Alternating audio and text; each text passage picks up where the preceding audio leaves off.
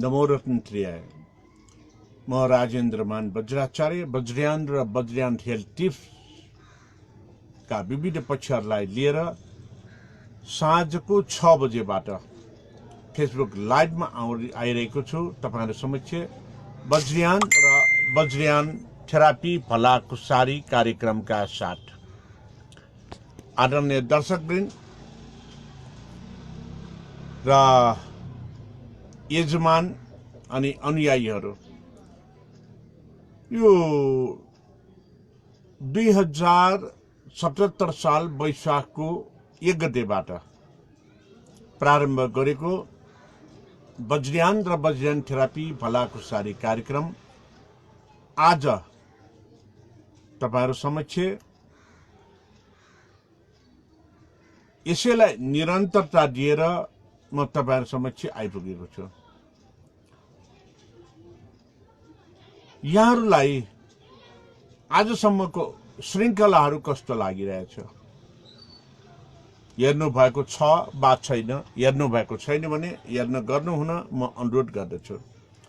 र अहिले जुन दिउँसो 3 बजेदेखि करिब दिउँसो 5 बजेसम्म आयरल्यान्ड र मलेसियाबाट युट्युब च्यानलरहरूबाट वज्रयान र वज्रयान थेरापी बारेमा जुन लाइभ जने छलफल भइरहेको थियो फेसबुक युट्युबमा, त्यो सम्बन्धी कार्यक्रमलाई सकाएर अहिले म तपाईहरु समक्ष वज्रयान र वज्रयान थेरापी भलाकुसारी कार्यक्रममा उपस्थित भइसकेको छु।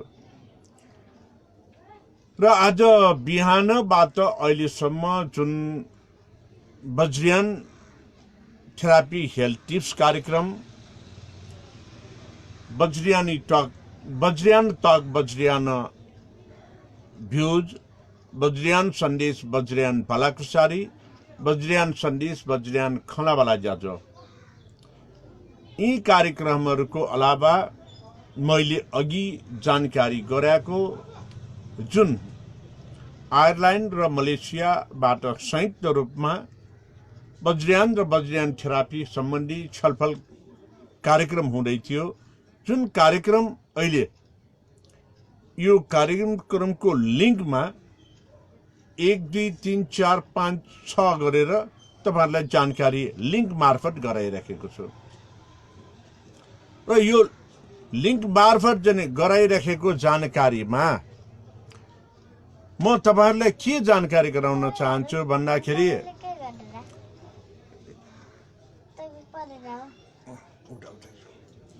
म लिङ्क मार्फत के जानकारी गराउन चाहन्छु भन्दाखेरि यो लकडाउनको परिस्थितिमा अहिले हुन त लकडाउन कम्प्लिटली सकिएको अवस्था, तर पनि हामी कोरोना भाइरसको संक्रमणबाट बच्नु र बचाउनु हाम्रो लागि अत्यावश्यक हुने गर्दछ हो आदरणीय दर्शकवृन्द। त्यसैले आजको यो फेसबुक लाइभ कार्यक्रममा पनि वज्रयान बौद्ध धर्म र वज्रयान थेरापीको सन्दर्भमा केही कुरा जानकारी म तपाईहरुलाई दिन गइरहेको छु। र यो जानकारी दिने क्रममा वज्रयान उपाय कौशल्यताको आधारमा हामी अगाडि बढ्ने भनेको यो जब हामीले उपाय कौशल्यताको आधारमा अगाडि बढ्ने गर्छौं, हामीले कुनै पनि असामञ्जस्य परिस्थितिलाई सामञ्जस्य गर्ने, असुविधालाई सुविधामा परिणत गर्ने, अप्ठ्यारोलाई सुविधामा प्रयोग गर्ने, अप्ठ्यारोलाई हटाउन खोज्नु नै वज्रयान बौद्ध धर्मको मूल धर्म अथवा मूल मर्म हुने गर्दछ। त्यसैले वज्रयान बौद्ध धर्ममा तन्त्र मन्त्र जन्त्र यन्त्रको प्रयोग हुने गर्दछ। तन्त्र मन्त्र जन्त्र यन्त्र वज्रयान बौद्ध धर्मका मूलत 4वटा यो चाहिँ पक्षहरू। जब हामी मन्त्रको कुरा गर्छौं, मन्त्र भनेपछि यसलाई स्पेल वर्ड भनेर भन्ने गरिन्छ अंग्रेजीमा। हुन त स्पेल वर्ड ठ्याक्कै होइन भनेर चाहिँ भन्नुपर्ने अवस्था छ। किन भन्दाखेरि मन्त्र भनेको स्पेल वर्ड नभइकन यो एउटा सूत्र हो, जुन सूत्रलाई यदि हाम्रो संस्कार धर्ममा हामी त्यो संस्कारभित्र छ भने हामी सूत्रलाई, यो मन्त्रलाई चाहिँ वाचन गरेको कसैले चाहिँ सुन्नासाथ हामी त्यसमा सर्वज्ञता हासिल गर्न परिपक्व हुने गर्दछ। जसरी कि प्रज्ञापारमिता ग्रन्थको अन्तमा अनि नाम संहिता ईश्वर वाचनको अन्तमा एउटा वाक्य मन्त्र हुने गर्दछ। ए धर्म हेतु प्रवाह हेतु त्यसमा बा निरोधमा श्रवण भनेर, जुन चाहिँ यो वाक्यलाई वाचन गरेको सुन्नासाथ सारीपुत्र भन्ते तुरन्तै अरहट हुनुभएको थियो। किन भन्दाखेरि सारीपुत्र भन्तेमा त्यो संस्कार धर्म थियो, जसको कारणले ए धर्म हेतु प्रभाव भनेको यो चाहिँ कुरालाई उहाँले छर्लङ्ग बुझ्नुभयो र त्यो संस्कारमा संस्कारित भएको कारणले त्यो मार्गफल प्राप्त भएर उहाँ अरहट हुनुभयो। त्यस कारणले यो मन्त्र भनेको स्पेल वर्ड नबनिकन यसलाई चाहिँ फर्मुला भन्दाखेरि अति उपयुक्त हुने गर्छ। जुन फर्मुला राखेपछि हामीले म्याथमेटिकल क्याल्कुलेसनमा पनि शीघ्र हामीले चाहिँ त्यसको एन्सर चाहिँ प्राप्त गर्न सक्छौँ।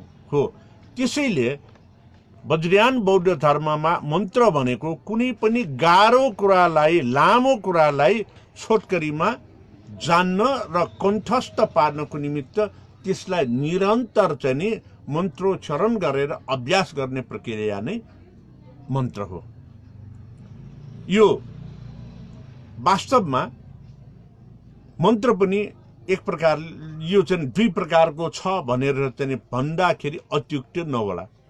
जुन चाहिँ गुह्य मन्त्र कानमा दीक्षाको अवस्थामा, अभिषेकको अवस्थामा दिइन्छ, त्यो अभिषेकको अवस्थामा दिइने मन्त्र अभिषेकका सम्पूर्ण ज्ञानहरू प्राप्त नगरिकन दिनु मिल्दैन। तर ए धर्म हेतु प्रवाह जस्ता चाहिँ यो मन्त्र गाथा भने पनि हुन्छ। यसलाई हामीले खुल्ला रूपमा सबैलाई दिन सकिन्छ, त्यसको व्याख्या विश्लेषण गर्न सकिन्छ। मन्त्र अनि मन्त्रपछि जन्त्र। जन्त्र के हो त? हुन त यो मन्त्र, जन्त्र, तन्त्र, यन्त्रलाई मैले बेला बखतमा ठाउँ ठाउँमा र पहिले पनि यसलाई व्याख्या विश्लेषण गर्ने गरेको छु। र अनि जन्त्र भनेपछि हामीले शरीरमा धारणा गर्न सक्नेलाई जन्त्र भनेर भनिन्छ। हो, गलामा धागोमा चाहिँ उनेर चाहिँ धारण गर्ने पनि जन्त्र, अनि कसैलाई पाखुरामा धारण गराउने पनि जन्त्र, कसैलाई कम्मरमा धारण गराउने पनि जन्त्र। जन्त्र के हो त? म सजिलो भाषामा अहिले एकाडेमिक ल्याङ्ग्वेज भनेर जुन भन्ने गरिन्छ, एकाडेमिक ल्याङ्ग्वेजमा म तपाईँहरूलाई जानकारी दिनाउन गइरहेको छु। जन्त्र भनेपछि अहिलेको मोडर्न ल्याङ्ग्वेजमा प्रोटोटाइप अर्थात् मोडेल भनेर भन्न सकिन्छ। जस्तो कि हामीले ठुलो चाहिँ मेसिन बनाउन लाग्यो, त्यो ठुलो मेसिनको सबभन्दा पहिले डिजाइन गर्दाखेरि सानो प्रोटोटाइपमा, मोडलमा विकास गरिन्छ, अनि पछि त्यसले काम गर्न थालेपछि त्यसैलाई परिमार्जित स्वरूपमा कुन साइजको बनाउने यन्त्रको रूपमा, यो चाहिँ मेसिनको रूपमा परिमार्जन गरेर बनाउने गरिन्छ। हो, त्यसै गरेर हाम्रो शरीरमा धारणा गर्न सक्ने गरेर जुन चाहिँ जन्त्र तयार गरिन्छ, त्यो जन्त्र भनेको के हो भन्दाखेरि मम्मीको मोबाइलमा हेरेर, त्यो जन्त्र भनेको हामीले धारणा गर्न सक्ने के को भन्दाखेरि कुनै पनि कार्य सम्पादनको निमित्त। जस्तो कि जन्त्र भनेको सानो कुरा, अहिलेको हिसाबमा भन्यो हो भने हामीले ठुल्ठुला चाहिँ घर महलहरू वा चाहिँ कुनै बिहारहरू बनाउँछौँ, त्यो बनाउनु पूर्व हामीले के गर्छौँ त भन्दाखेरि नक्सा डिजाइन गर्छौँ। त्यो ठुलो घरको नक्सा जुन कोरेर लेखिन्छ त्यसलाई फोल्डिङ गरेर हामीले सानो पार्यो भने त्यही हो जन्त्र, जसको आधारमा हामीले ठुल्ठुला चाहिँ निर्माण कार्यहरू गर्न सकिन्छ। अब त्यसैलाई हामीले आफ्नो शरीरमा धारणा गर्नेलाई जन्त्र भन्यो।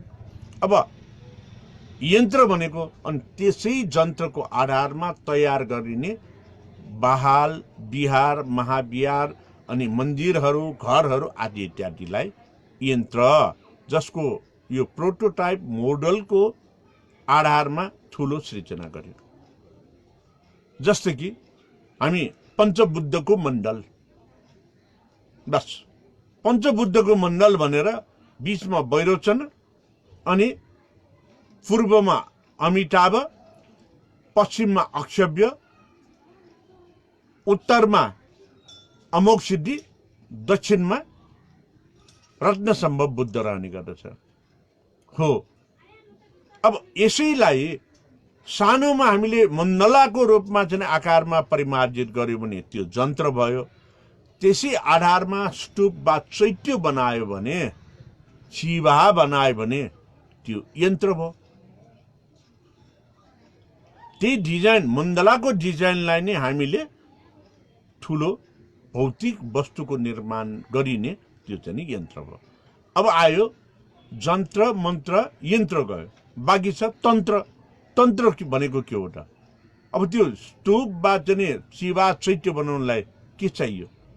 सिकर्मी चाहियो, डकर्मी चाहियो, अनि चाहिँ ढुङ्गा, इँटा, माटो के चाहियो भनेपछि त्यसलाई वास्तविक स्वरूपमा निर्माण गर्ने जुन विधि छ, प्रविधि छ, त्यो विधि र प्रविधिलाई हामीले अङ्ग्रेजीमा टेक्निक भनेर भन्ने गरिन्छ हो। त्यो टेक्निक भनेको नै, प्रविधि भनेको नै यो तन्त्र हो, तन्त्र टेक्निक।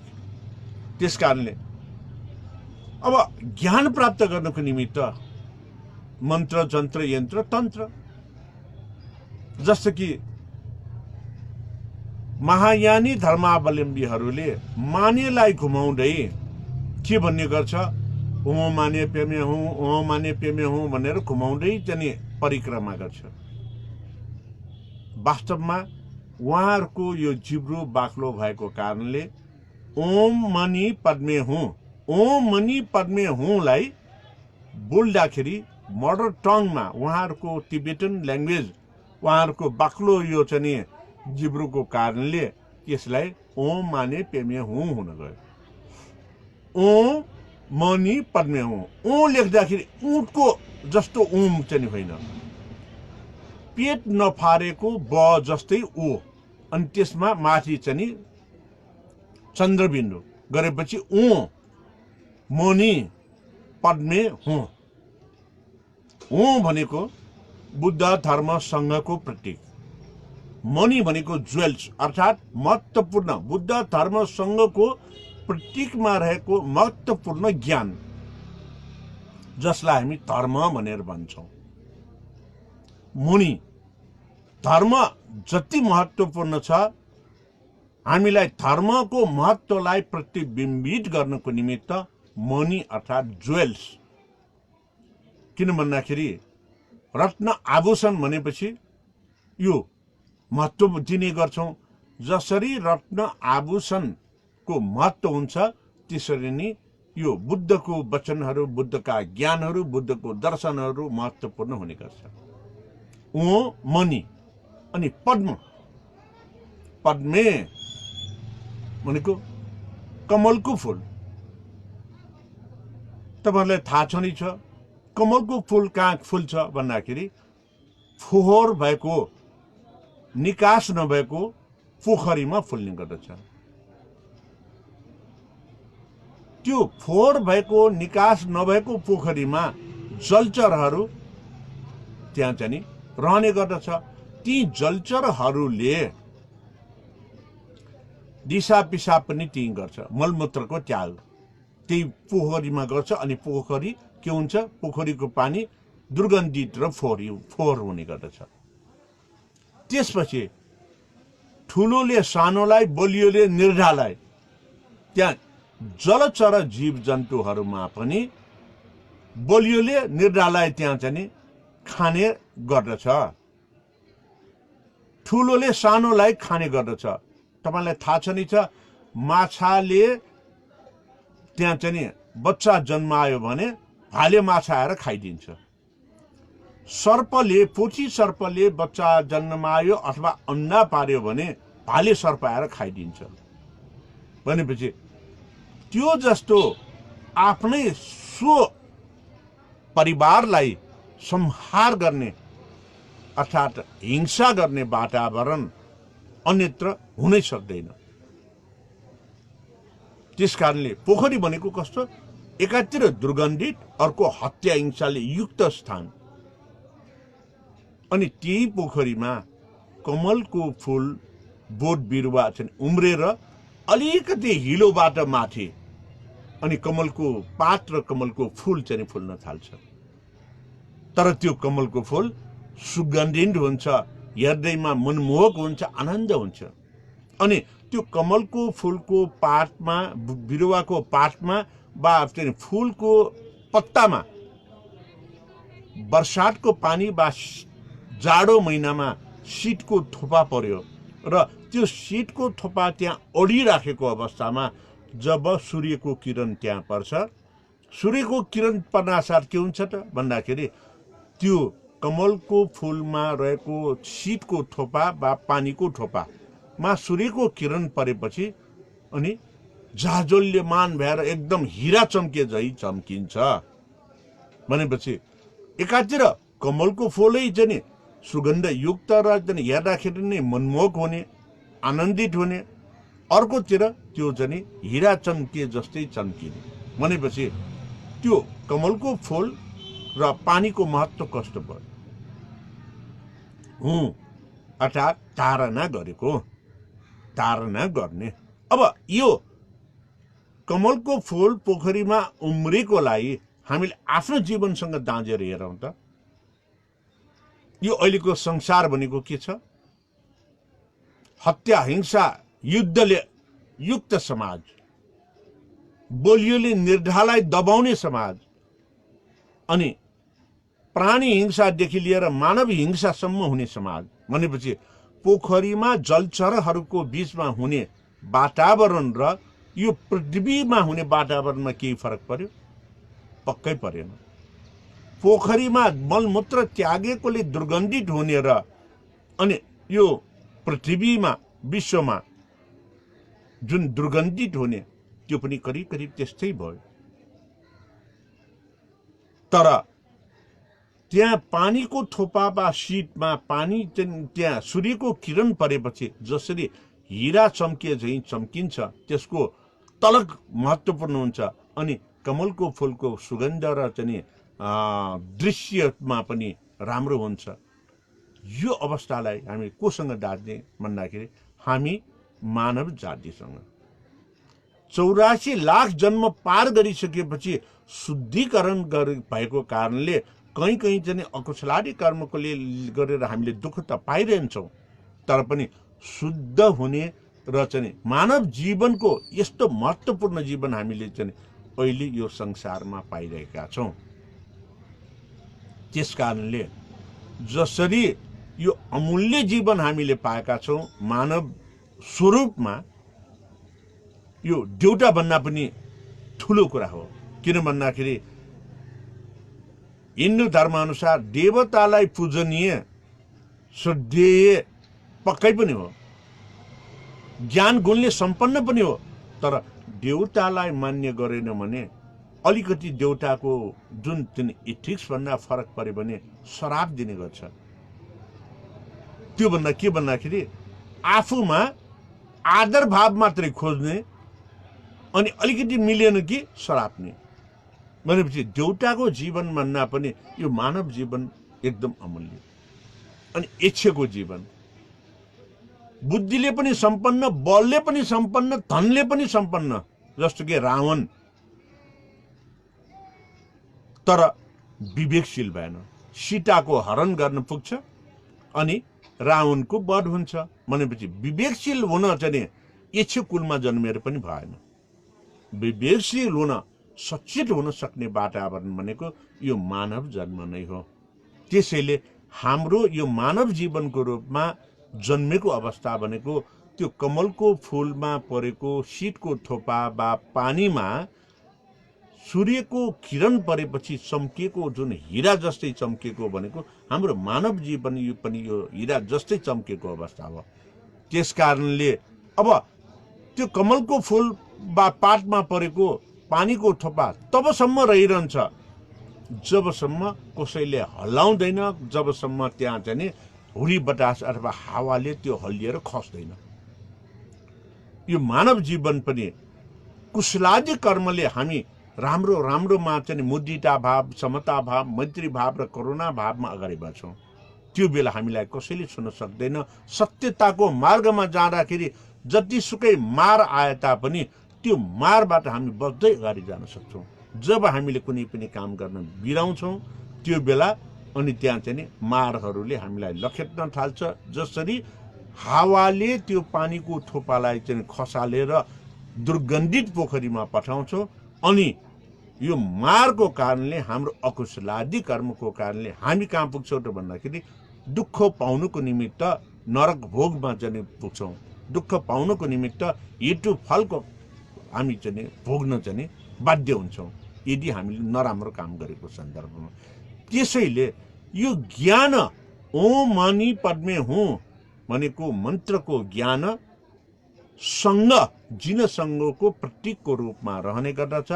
जिन सङ्गको प्रतीकको रूपमा मूर्तिको स्वरूपमा सरछेरी लोकेश्वर हुने गर्दछ। सरछेरी लोकेश्वरको मन्त्र भनेको 6वटा अक्षरको ओम मणि 3वटा पद्मे हुँ गरेपछि ओम मणि पद्मे हुँ यो 6वटा अक्षरको मन्त्र भएकोले सदछेरी मन्त्र, सदछेरी लोकेश्वरको मन्त्र भएकोले सदछेरी मन्त्र भन्ने गरेको। अब यसरी नै हामी अगाडि बढ्न सक्यो भने के हुन्छ भन्दाखेरि हाम्रो जीवन सफल हुन्छ। 84 लाख जुनी पार गरेर आएको यो मनुष्य जीवन अति नै यो चाहिँ हीरा मोती जस्तै चाहिँ सन्किलो अवस्था हो। यो जीवनमा हामीले कुशलादी कर्म गरेर अगाडि बढ्न सक्यो भने हामी निर्वाण फल पनि प्राप्त गर्न सक्छौँ वा निर्वाण फल प्राप्त गर्न नसके तापनि हामीले दुःख पाउन छोड्छौँ। यो वज्रयान सम्बन्धी जानकारी र बुद्ध धर्म सम्बन्धी जानकारी मैले तपाईँहरूलाई चाहिँ गराएँ र अनि आज मैले चाहिँ एउटा हामीले रोगमा चाहिँ बान्ता हुने रोग सन्दर्भमा जानकारी गराउन गइरहेको छु। बान्ता के कारणले हुन्छ? अमल पित्तको कारणले बान्ता हुने गर्छ। अनि हामीले चाहिँ यात्रा गर्दाखेरि बस वा चाहिँ त्यो मोटरको चाहिँ कारणले चाहिँ हामी बान्ता हुन सक्छ, अथवा गर्मीले हामीलाई बान्ता हुन सक्छ, अथवा हामीले खाएको चाहिँ बढी भयो पचेन भने बान्ता हुन सक्छ, अथवा हामीले चिल्लो खाएको सन्दर्भमा चिल्लोले पनि हामीलाई बान्ता हुन सक्छ। यो विविध कारणले बान्ता हुन सक्छ। त्यस कारणले बान्ता रोक्ने हो, बान्ता हुन नदिने हो भने सबभन्दा पहिले हामीले अमिलो चिल्लोलाई खानु भएन। अमिलो र चिल्लो नखाएपछि हामीमा पित्त बढ्दैन। पित्त नबढेपछि पाचन प्रणाली राम्रो हुन्छ। पाचन प्रणाली राम्रो भएपछि बान्ता हुने त्यो रोग हुन सक्दैन, पाउँदैन। त्यसै गरेर अब जब हामी यात्रामा हुन्छौँ, प्राय मान्छेहरू यात्रामा चाहिँ मोटरमा चाहिँ बसेर जाने बेलामा के गर्छ भन्दाखेरि मोटरमा बसेर गएपछि चाहिँ खाली यो चाहिँ खाएर गयो भने हामीलाई चाहिँ बान्ता हुन्छ भनेर भन्छ। वास्तवमा नखाइकन गयो भने पेटमा हाम्रो शरीरमा हावा भर्छ अनि त्यो हावा भएर ग्यास्ट्रिक भएर त्यसले चाहिँ हामीलाई बान्ता गर्छ। अब त्यस कारणले यात्रा गर्ने बेलामा बान्ता नहोस् भनेर हामीले झोल पदार्थ मात्र होइन, झोल पदार्थ मात्रै पिएर गयो भने हामी यसरी चाहिँ नि गाडीमा हल्लिँदाखेरि त्यो उठल पुठल भएर माथि आउनु खोजेर त्यो बेला पनि बान्टा हुन्छ। तर हामीले ठोस पदार्थ पेटभरि जति हामीले खाने गर्छौँ त्यति खाएर चाहिँ यात्रा गरेको सन्दर्भमा बान्टा लाग्ने सम्भावना धेरै न्यून हुन्छ। कथम कदाचित बान्टा हुने भयो भने रोकथाम गर्ने र बान्टा हुन नदिनको लागि चाहिँ उपाय भनेको अर्को के भन्दाखेरि हामीले यात्रा गर्ने बेलामा बस यो चाहिँ के छ चाहिँ साधन, यातायातको साधनमा बान्टा यो चाहिँ यात्रा गर्ने बेलामा बान्टा हुन्छ भने त्यो मुख सुकेर पनि हुन्छ। कहिलेकाहीँ यसरी बोल्दाखेरि पनि मुख सुक्यो भने पनि बान्टा हुन्छ। डिहाइड्रेसनको कारणले यहाँ चाहिँ ग्यास्ट्रिक फर्मेसन भएर पनि बान्टा हुन्छ। यस्तो अवस्थामा हामीले यात्रा गर्नु पूर्व मुखमा सुकमेल वा ल्वाङ राखेर मजाले चाहिँ त्यो रस निकाल्दै चाहिँ यात्रा गर्यो भने बान्टा हुन पाउँदैन। तर कहिलेकाहीँ हामी मुख सुक्न पनि दिँदैनौँ, ल्वाङ सुकमेल जे छ त्यो चाहिँ मुखमा राखेर पनि जान्छ। अनि के हुन्छ, यात्रा गरेपछि त त्यहाँ साथीभाइ छ भने मजाले गफ गरिन्छ। गफ गर्ने बेलामा ग्यास्ट्रिक फर्मेसन हुन्छ र त्यसको कारणले गर्दाखेरि पनि बान्टा हुने गर्दछ। त्यस कारणले जसलाई त्यो बान्ता हुन्छ यात्रा गर्दाखेरि सवारी साधनमा, त्यो व्यक्तिले यात्रा गरिरहँदाखेरि सुन्ने मात्र, आफूले त्यति साह्रो नबोल्ने। यसो गरेको सन्दर्भमा बान्टा हुन पाउँदैन। अर्को कुरा चाहिँ के भन्दाखेरि जब हामीले चिल्लोको कारणले वा अमिलोको कारणले बान्टा हुने चाहिँ सङ्केत देखा पर्छ, यो भनेको अपाच्य, पचाउन नसकेको कारणले हो। अब पचाउन नसकेको कारणले यो अवस्थामा बान्टा हुने बेलामा प्राय डक्टर कहाँ गयो भने वा मेडिकलमा गयो भने डाइजेन वा यस्तै चाहिँ झोलहरू चाहिँ वा ट्याब्लेट दिने गर्छ, जसले हाम्रो पाचन प्रणालीलाई सुधार गर्नको निमित्त मद्दत गर्छ। त्यस कारणले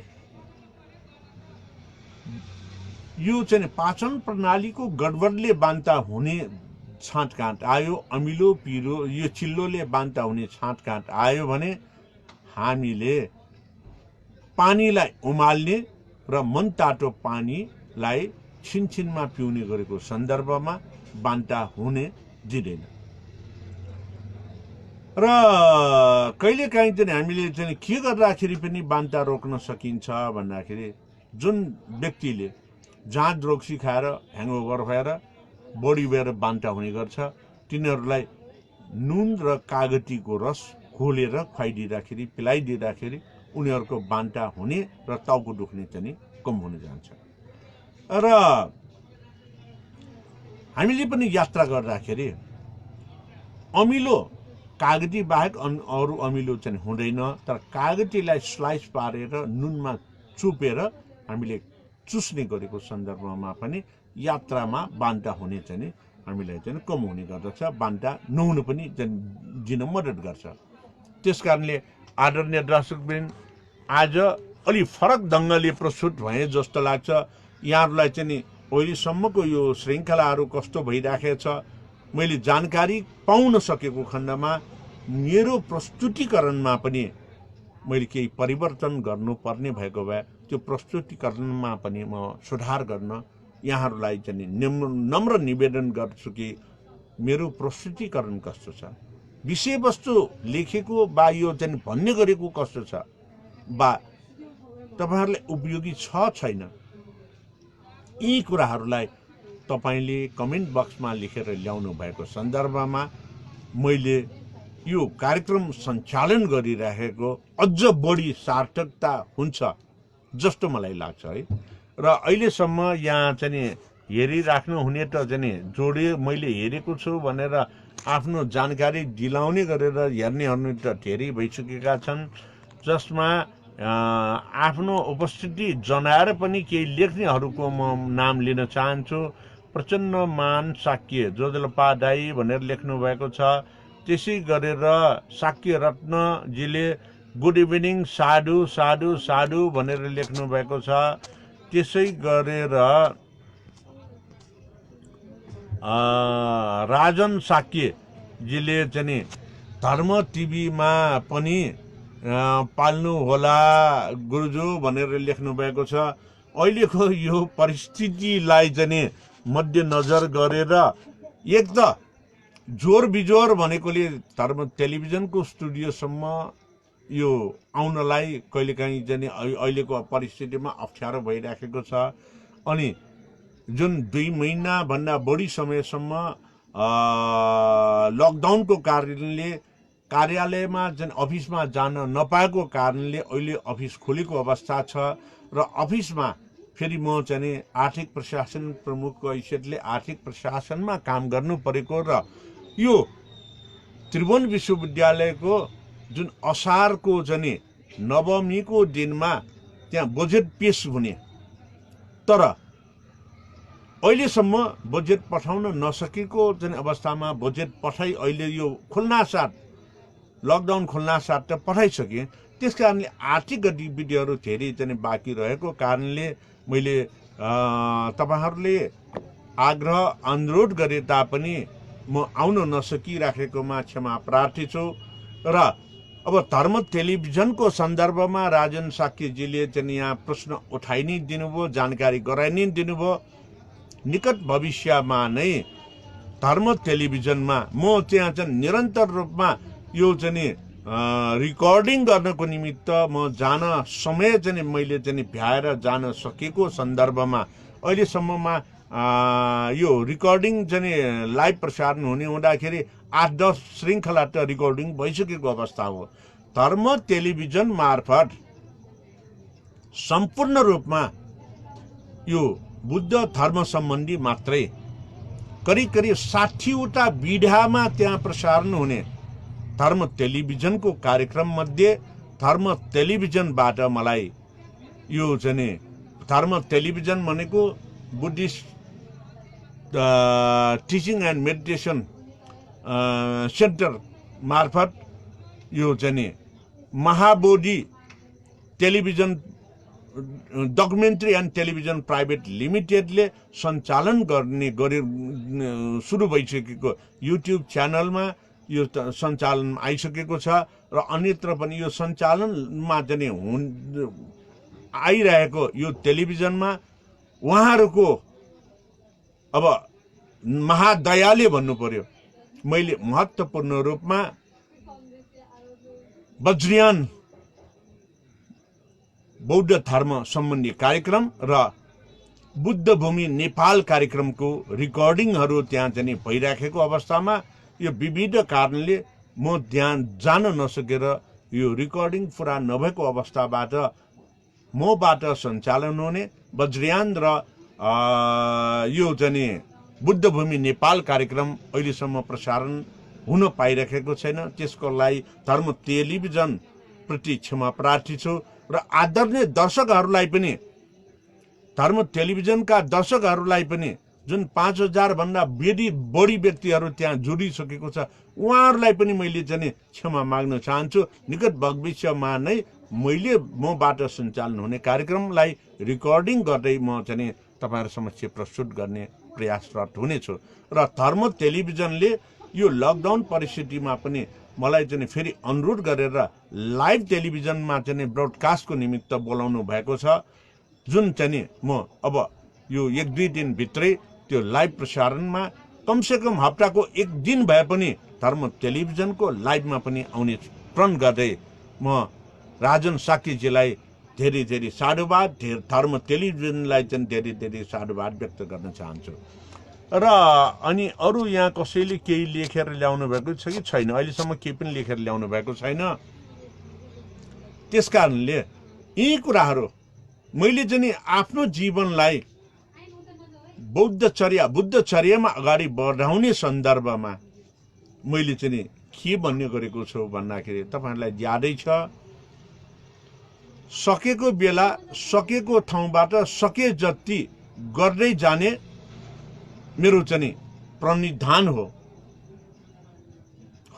यही क्रममा मैले बोडी टेलिभिजनको प्रसारण सुरु भएको सुरुका दिनदेखि निरन्तर रूपमा बोडी टेलिभिजनमा पनि दैनिक कार्यक्रमहरू दिने गरेको हो। र अब धर्म टेलिभिजनमा पनि दैनिक रूपमा मेरो कार्यक्रमहरू यो वज्रयान र बुद्ध धर्म सम्बन्धी दिन म प्रयत्नरत छु। जबसम्म मैले दिने सकिन्छ तबसम्म, दिन सकिँदैन तबसम्म मैले चाहिँ तपाईँहरूसँग क्षमा माग्न चाहन्छु र तपाईँहरूलाई चाहिँ अहिलेसम्म जुन लकडाउनको परिस्थितिबाट सुरु गरेको वज्रयान हेल्थ टिप्स कार्यक्रम तपाईँहरूले कति हेर्नुभयो?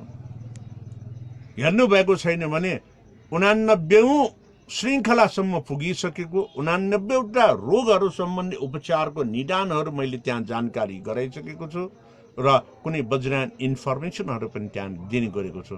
त्यस कारणले राजेन्द्र मान बज्राचार्य युट्युब च्यानलभित्र गएर तपाईँले वज्रयान हेल्थ टिप्स कार्यक्रमहरू 89 एपिसोडमा हेर्न सक्नुहुन्छ। त्यसै गरेर यो भलाकुसारी कार्यक्रम वज्रयान र वज्रयान थेरापी भलाकुसारी कार्यक्रम फेसबुक लाइभको कार्यक्रम आजबाट चाहिँ तपाईँहरूले यो वैशाख 1 गतेबाट चाहिँ सुरु गरेकोले वैशाखको 31 दिन अनि जेठ महिनाको 32 दिन गरेपछि 63 दिन, त्यसपछि आज 6 दिन गर्दाखेरि 63 र 6 यो समेत गरेर 69औं श्रृङ्खला तपाईँहरूले हेरिराख्नु भएको छ। 69औं श्रृङ्खला मध्ये कुन श्रृङ्खला तपाईँहरूले छुटाउनु भएको छ? तपाईँले हेर्ने गरेको सन्दर्भमा यसले तपाईँलाई फाइदा होस् भन्ने मेरो चाहना, मेरो चाहिँ मनको इच्छा पुरा हुनेछ भन्न चाहन्छु। त्यसै गरेर स्वाया पनि जुन गएको वैशाख पूर्णिमाको दिनबाट प्रारम्भ गरेको त्रिभाषीय कार्यक्रम वज्रयान भ्युज, वज्रयान टक अङ्ग्रेजीमा, वज्रयान सन्देश, वज्रयान भलाकुसारी नेपालीमा, वज्रयान सन्देश, वज्रयान खलाबला नेपाल भाषामा एउटै विषयवस्तुलाई 3वटा कार्यक्रम छुट्टा छुट्टै युट्युबमा अपलोड गर्ने गरेको छु, जसमा बुद्धको जन्मदेखि लिएर अहिले तपाईहरुलाई यो जानकारी गराउने क्रम कहाँ पुगेको छ। यो 45औं श्रृङ्खला अपलोड भइसकेको छ। यो 45औं श्रृङ्खलासम्म आइपुग्दाखेरि बुद्ध जीवनी, बुद्ध धर्मको ज्ञान, बुद्धका निकायहरूको ज्ञान प्रदान गर्दै अहिले वज्रयान बौद्ध धर्मको प्रवज्याभिषेकलाई व्याख्या विश्लेषण गर्दै तपाईहरुलाई जानकारी गराइराखेको छु। त्यो पनि हेरिदिनु हुन म तपाईहरुलाई विनम्र अनुरोध गर्दछु र यति नै अनुरोधका साथ आजको यो श्रृङ्खला यो चाहिँ फेसबुक लाइभमा मैले त्यहाँ 1 2 3 4 5 6 गरेर लिङ्क गर्न खोजेको छु। 5वटा लिङ्क भइसकेको छ, जसमा वज्रयान हेल्थ टिप्सको चाहिँ यो 85औं श्रृङ्खला अनि वज्रयान हेल्थ टिप्सको चाहिँ श्रृङ्खला भयो 89औं, अनि चाहिँ यो वज्रयान टक, वज्रयान भ्युज, वज्रयान सन्देश, वज्रयान भलाकुसारी, वज्रयान चाहिँ सन्देश, वज्रयान खलबला, यसको 45औं श्रृङ्खला पनि अपलोड भइसकेको छ। साथै आज आयरल्यान्ड र मलेसियाबाट प्रत्यक्ष सम्पर्कमा रहेर भिजुअल भर्चुअल चाहिँ भर्सनमा यो स्काइपी र चाहिँ युट्युब मार्फत जुन चाहिँ वज्रयान र वज्रयान थेरापीको संवाद भएको छ, यस सम्बन्धी जानकारी जुन संवादको चाहिँ लिङ्क पनि मैले राखिसकेको हुँदाखेरि तपाईहरुले यी सबै कुराहरूलाई हेरेर तपाईहरुलाई जुन उपयोगी लाग्छ ग्रहण गर्नुस्। जुन समयमा हेर्न चाहिँ फुर्सद मिल्छ त्यो समयमा हेर्नुस् र फेसबुक लाइभमा मसँग जोडिन चाहिँ भने नभुल्नुस् र युट्युब च्यानल राजेन्द्र मान बज्राचार्यलाई सब्स्क्राइब गर्न पनि नभुल्नु। साथै उपयोगी सिद्ध भएमा अरूलाई यी कार्यक्रमहरू शेयर गरेर वा मेसेन्जर कल गरेर वा फोन गरेर जानकारी दिन पनि नभुल्नु भन्ने आजको यस फेसबुक लाइभ कार्यक्रमबाट बिदा हुन चाहन्छु। भवतु सर्वमङ्गलम्।